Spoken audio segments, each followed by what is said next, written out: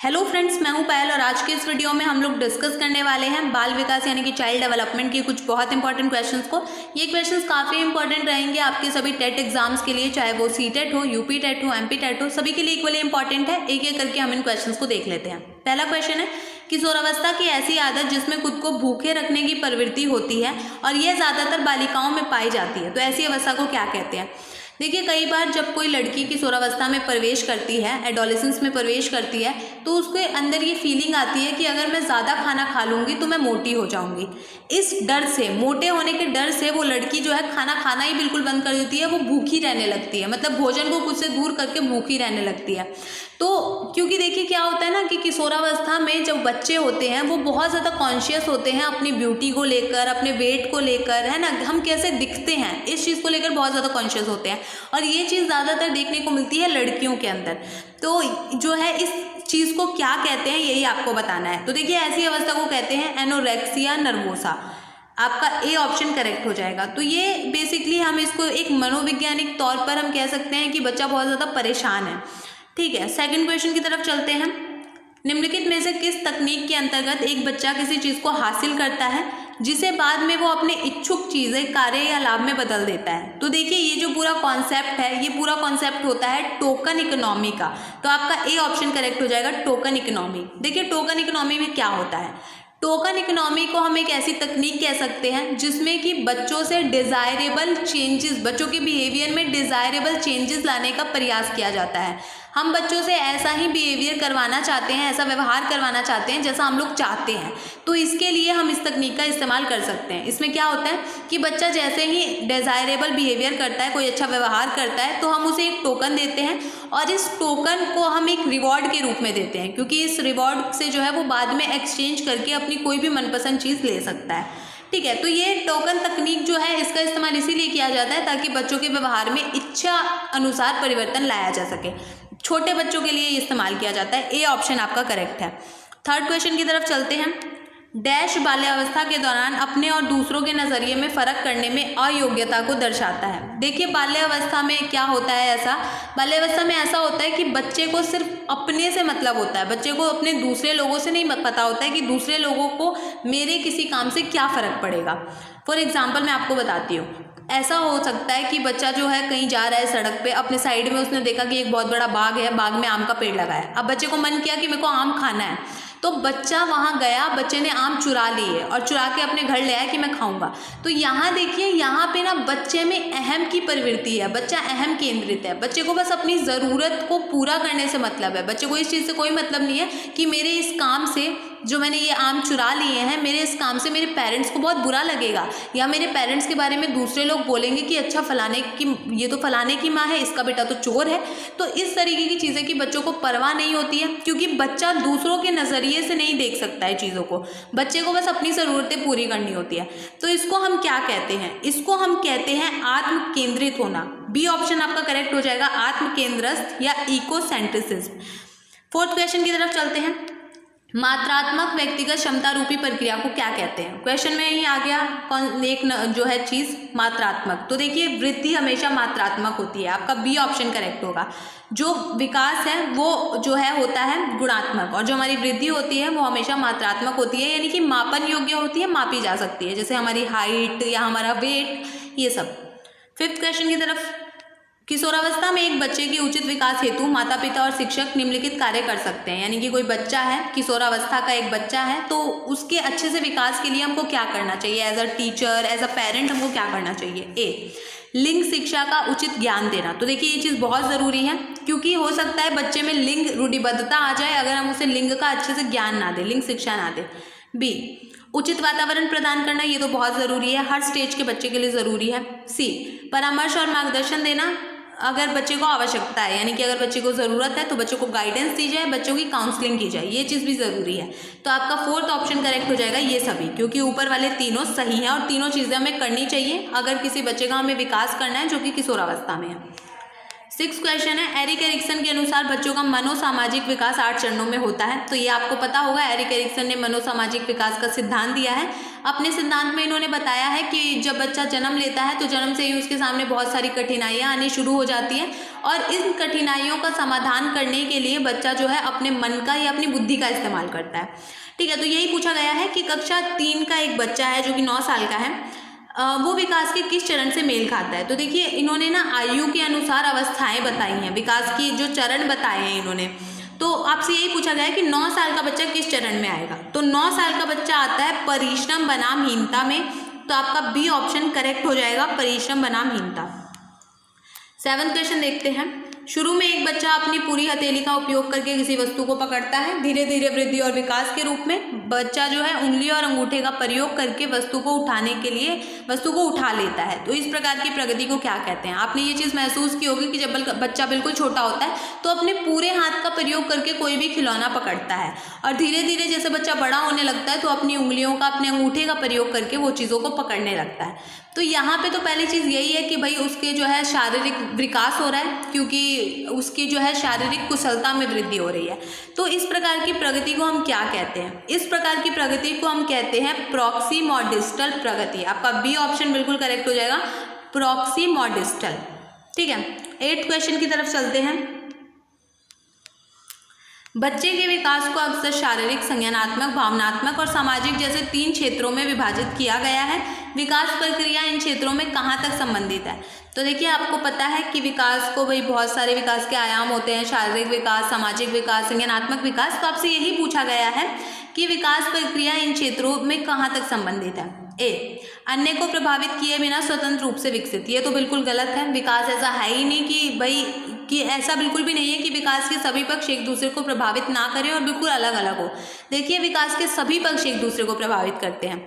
एक बच्चा जिसका शारीरिक विकास ठीक से नहीं हुआ है उसमें हीन भावना आ सकती है, और फिर हीन भावना आने से उस बच्चे का संवेगात्मक विकास भी ठीक से नहीं होगा, है ना। तो ए ऑप्शन तो गलत हो गया। बी, एक एकीकृत और समग्र प्रकार से विकसित, ये बिल्कुल आपका ठीक है। क्यों? क्योंकि देखिए जो डेवलपमेंट है, जो विकास है, विकास के सभी पक्ष एकीकृत हैं और साथ ही सभी समग्र रूप में विकसित होना बहुत ज़रूरी है। तो आपका बी ऑप्शन करेक्ट हो जाएगा। 9th क्वेश्चन को देखते हैं। सीखी गई बात को धारण करने और पुनः स्मरण करने में असफल होना क्या कहलाता है। तो जैसे अगर हमने कोई चीज़ सीखी है लेकिन टाइम आने पे हमें वो बात याद नहीं आ रही है, हमें वो चीज़ याद नहीं आ रही है, तो उसको क्या कहते हैं। तो इसको यही कहते हैं कि भाई हम उस चीज़ को भूल गए। तो आपको बस उसका थोड़ा सा मनोवैज्ञानिक नाम बताना है। तो ये ऑप्शन आपका करेक्ट होगा, विस्मरण। विस्मरण को भूलना कहते हैं कि हम वो चीज़ भूल गए, जब भी तो हमें याद नहीं आ रही है। तो आपका ए ऑप्शन करेक्ट हो जाएगा। 10th क्वेश्चन है।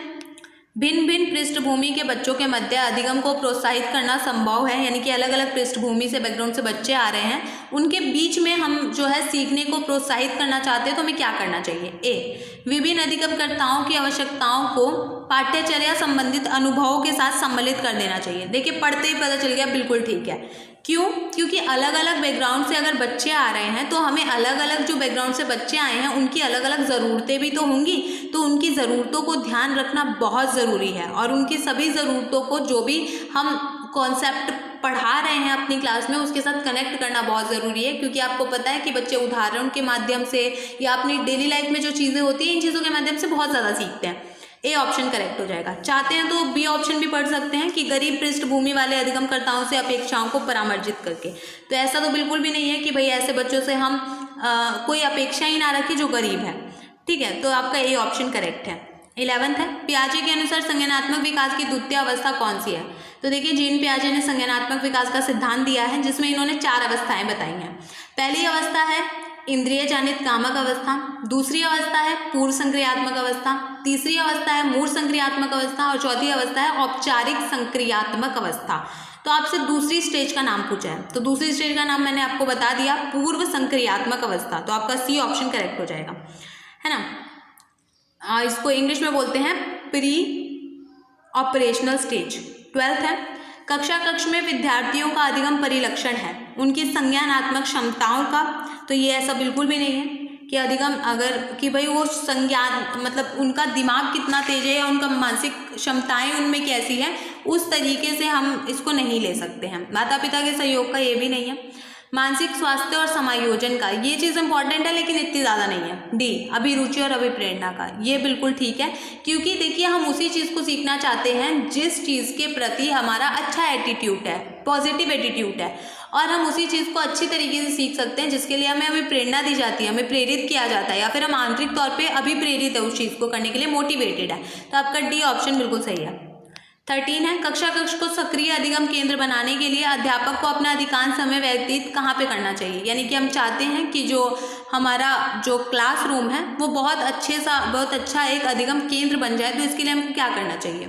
ए बच्चों द्वारा एक दूसरे के प्रति गैर आक्रामक तरीकों से संप्रेषण और समूह कार्य में कार्य करवाकर, तो ये बिल्कुल ठीक है, क्योंकि देखिए बच्चों जब एक बच्चा दूसरे बच्चों के साथ कम्युनिकेट करेगा या समूह में कार्य करेगा तो उसका सामाजिक विकास भी होगा, और साथ ही साथ हमारा जो क्लासरूम है वो एक बहुत अच्छा सीखने का जगह बन जाएगा, एक बहुत अच्छा केंद्र बन जाएगा जहाँ पे सभी बच्चे सीख रहे हैं क्लासरूम के।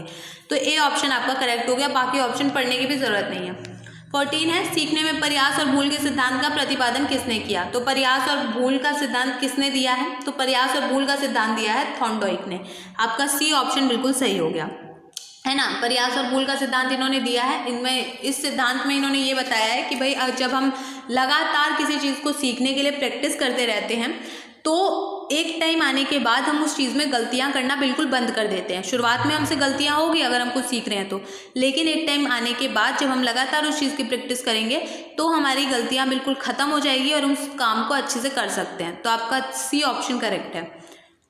15 देखते हैं, क्रिया प्रसूत अनुबंधन का सिद्धांत किसने दिया था। तो देखिए क्रिया प्रसूत अनुबंधन इंग्लिश में कहा जाए तो ऑपरेंट कंडीशनिंग, तो यही आपसे पूछा गया है ऑपरेंट कंडीशनिंग किसने दिया है। तो ऑपरेंट कंडीशनिंग क्रिया प्रसूत अनुबंधन का सिद्धांत दिया है BF स्किनर ने। आपका डी ऑप्शन करेक्ट हो जाएगा, BF स्किनर।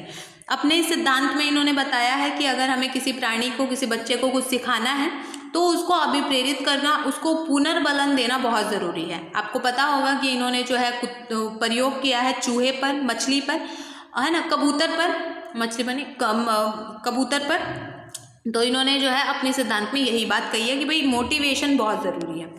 16 है कोहलर निम्नलिखित में से किससे संबंधित है। कौन सा सिद्धांत दिया है कोहलर ने, ये आपको बताना है। ए अभिप्रेरणा का सिद्धांत, तो देखिए अभिप्रेरणा का सिद्धांत नहीं दिया है। विकास का सिद्धांत भी इन्होंने नहीं दिया और व्यक्तित्व का सिद्धांत भी नहीं दिया है। कोहलर ने दिया है अधिगम का सिद्धांत। आपको पता होगा कि कोहलर के सिद्धांत का नाम है सूझ का सिद्धांत, या फिर इसको हम अंतर्दृष्टि का सिद्धांत कहते हैं। तो ये सिद्धांत संबंधित है अधिगम से, यानी कि कुछ सीखने से। इन्होंने कहा था कोहलर ने कि जो प्राणी होता है, कोई भी व्यक्ति होता है, वो किसी भी चीज़ को समग्र रूप में सीखता है। ठीक है, तो यही इनके सिद्धांत का नाम है। इन्हें हम गेस्टाल्टवादी मनोवैज्ञानिक कहते हैं। 17 व्यक्तिगत भेद पाए जाते हैं, यानी कि दो बच्चे एक जैसे बिल्कुल भी नहीं होते हैं, उनके अंदर कुछ ना कुछ डिफरेंसेस होते हैं, इंडिविजुअल डिफरेंसेस होते हैं। दो जुड़वा भाई भी बिल्कुल सेम नहीं होते हैं, कोई ना कोई डिफरेंस उसमें होता है।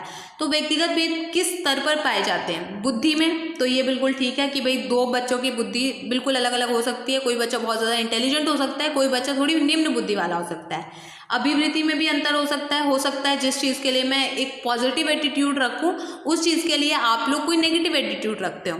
सी है कि गतिवाही योग्यता में, इसमें भी अंतर हो सकता है। तो आपका करेक्ट ऑप्शन हो जाएगा ये सभी। ठीक। 18 है डैश मस्तिष्क की संरचना और कृत्यों में विभेद का परिणाम होता है। मस्तिष्क की संरचना और मस्तिष्क के कार्यों में विभेद का परिणाम क्या होता है। तो देखिए डिसलेक्सिया, आपका सी ऑप्शन करेक्ट होगा, डिसलेक्सिया। क्योंकि डिसलेक्सिया में क्या होता है कि भाई पढ़ने लिखने में दिक्कत हो जाती है बच्चे को, है ना। तो डिसलेक्सिया एक जो है, इसको हम बीमारी कह सकते हैं। आपका सी ऑप्शन करेक्ट हो जाएगा, डिसलेक्सिया। 19 है बच्चों की प्रतिभाशालीता, यानी कि बच्चे का प्रतिभाशाली होना, गिफ्टेड होना, हम इसको कह सकते हैं। डैश के कारण हो सकता है, एक अनुशासित दिनचर्या। तो देखिए दिनचर्या के कारण तो इस चीज़ पे ज़्यादा इफेक्ट नहीं पड़ता है कि कोई बच्चा जो है गिफ्टेड होगा या नहीं। गिफ्टेड हम लोग जन्म से हो सकते हैं और हमारा वातावरण उस चीज़ को निखार सकता है। जैसे मान लीजिए अगर कोई बच्चा गिफ्टेड है तो वो अपनी आनुवांशिकता की वजह से है, अपनी हेरिडिटी की वजह से वो बच्चा गिफ्टेड है। लेकिन उसकी ये जो प्रतिभाशालीता है उसको निखारने का काम उसका वातावरण, उस बच्चे का एनवायरनमेंट करता है। एक अनुशासित दिनचर्या से कोई निम्न बुद्धि का बालक गिफ्टेड नहीं बन सकता है, प्रतिभाशाली नहीं बन सकता है। सामान्य लेवल पे वो आ सकता है but still that is not possible, क्योंकि जो गिफ्टेड होते हैं वो भाई आनुवंशिकता मतलब हेरिडिटी के हिसाब से ही उन्होंने इस तरीके से जन्म लिया है। तो आपसे यही पूछा जा रहा है, तो आपका करेक्ट आंसर हो जाएगा बी, आनुवंशिकता और वातावरण के बीच एक अंतःक्रिया, यानी कि आनुवंशिकता और वातावरण के बीच जो अंतःक्रिया है वो डिसाइड करता है बच्चों की प्रतिभाशालीता को। 18 है, बुद्धि के त्रितंत्रीय यानी कि ट्राई-ऑर्किक सिद्धांत के अनुसार बुद्धि विश्लेषण, सृजनशील और व्यवहारिक रूप के अंतर्गत आती है। बुद्धि के इस सिद्धांत का विकास होता है, अच्छा ये बात किसने कही है ये आपको बताना है। तो देखिए ये बात कही है स्टर्नबर्ग ने, तो आपका जो है 20 का बी ऑप्शन करेक्ट हो जाएगा, स्टर्नबर्ग। 21 है, निम्नलिखित में से कौन सा कथन एक बालक का एक व्यक्ति के रूप में विकास के बारे में सही परिणाम है। तो एक सही कथन बताना है जो कि एक छोटे बच्चे का एक व्यक्ति के रूप में विकास के बारे में सही जो है एक चीज़ है। तो ए ऑप्शन आपको दे रखा है, विकास आनुवंशिकता का परिणाम है। तो देखिए विकास को सिर्फ हम लोग आनुवंशिकता का परिणाम नहीं कह सकते हैं, विकास आनुवंशिकता और वातावरण इन दोनों का परिणाम होता है। बी, विकास एक यादृच्छिक प्रारूप द्वारा होता है, ये भी बिल्कुल गलत है। विकास एक संचयी प्रक्रिया है, ये बिल्कुल ठीक है कि विकास एक संचयी प्रक्रिया होती है, ठीक है। और विकास के विभिन्न पक्ष पृथक है, इस पर तो हम पहले ही चर्चा कर चुके हैं कि ये गलत है। विकास के सभी पक्ष एक दूसरे को प्रभावित करते हैं, एक दूसरे से अलग नहीं है। 22, बाल अपराध का कारण कौन सा नहीं है। तो पहला है कि गरीबी। तो देखिए गरीबी जो है बाल अपराध का कारण हो सकती है कि बच्चे को अगर कोई चीज़ चाहिए लेकिन गरीबी के कारण बच्चे के माँ बाप उसको नहीं दे पा रहे हैं तो वो बच्चा चोरी कर सकता है, और चोरी भी बाल अपराध में ही आती है अगर वो चोरी बच्चों ने किया। बी ऑप्शन है, तो ये तो कारण हो सकता है। इसके अलावा बच्चे में अगर कोई शारीरिक दोष है तो ये भी कारण हो सकता है। असफलता अगर बच्चों ने फेस की है तो ये भी एक कारण हो सकता है बाल अपराध का, है ना, क्योंकि असफलता के कारण बहुत सारे बच्चे दूसरे बच्चों को बुली करने लगते हैं। तो आपका बी ऑप्शन बिल्कुल जो है यहाँ पे आंसर हो जाएगा, क्योंकि देखिए बच्चों आपको यहाँ पे बताना था कि कौन सा कारण नहीं है उचित घरेलू वातावरण। अगर किसी को घर में बहुत अच्छा एनवायरनमेंट मिल रहा है, उसके बातों को महत्व दिया जा रहा है, वो चीज़ अगर कोई बच्चा मांग रहा है कोई वैलिड चीज़ तो उसकी आवश्यकताओं की पूर्ति की जा रही है, तो इससे बच्चे में बाल अपराध करने का गुण नहीं आता है, अवगुण नहीं आता है। तो आपका बी ऑप्शन करेक्ट हो जाएगा। 23 क्वेश्चन पे चलते हैं। प्रगतिशील परिवारों में बच्चों में अपेक्षाकृत कौन सा प्रेरक अधिक प्रबल होता है। प्रगतिशील परिवार में अगर कोई बच्चा है तो बच्चे में कौन सा प्रेरक या अभिप्रेरक अधिक प्रबल होता है। तो सबसे ज़्यादा जो प्रेरक प्रबल होता है वो है उपलब्धि, क्योंकि बच्चा जो है चाहता है कि, या बच्चा भी चाहता है और साथ साथ बच्चे के पेरेंट्स बच्चे को ये सिखा देते हैं कि भाई तुम्हारे लिए उपलब्धि या कुछ अपनी लाइफ में अचीव करना बहुत ज़्यादा ज़रूरी है, उपलब्धि बहुत ज़्यादा ज़रूरी है। सी ऑप्शन आपका करेक्ट हो जाएगा। 24 की तरफ चलते हैं। सृजनात्मकता की पहचान होती है, यानी कि क्रिएटिविटी की पहचान किस चीज़ से होती है। पुराने व्यवहार से। तो देखिए पुराने व्यवहार से कैसे हम किसी की क्रिएटिविटी को पहचानेंगे, ये गलत है। नवीन रचना या उत्पादन से, ये बिल्कुल करेक्ट है, क्योंकि देखिए जो सृजनशील बच्चे होते हैं उनमें कुछ नया कर दिखाने की प्रवृत्ति होती है, वो किसी एक पुरानी चीज़ को भी बहुत अच्छा सा एक मोड़ देकर उसे एक बहुत अच्छी चीज़ बना सकते हैं, ठीक है। तो आपका बी ऑप्शन बिल्कुल करेक्ट हो जाएगा। 25 है, निम्नलिखित में से कौन सा तनाव को कम करने का अप्रत्यक्ष ढंग है। अप्रत्यक्ष ढंग आपको बताना है तनाव को कम करने के लिए। विश्लेषण और निर्णय, रुकावट को दूर करना या विश्लेषण और निर्णय, ये तो बिल्कुल सीधे कैसे हैं, प्रत्यक्ष हैं। सी है, दूसरे लक्ष्यों का प्रतिस्थापन, ये भी एक प्रत्यक्ष ढंग है। सबसे ज़्यादा अप्रत्यक्ष जो आपसे पूछा गया है वो है उदात्तीकरण। तो आपका डी ऑप्शन करेक्ट हो जाएगा। तो हमारे 25 क्वेश्चन पूरे हो गए हैं। आपको अगर कहीं पे कोई डाउट आता है तो आप मेरे से कमेंट करके पूछ सकते हैं। चलिए, थैंक यू सो मच।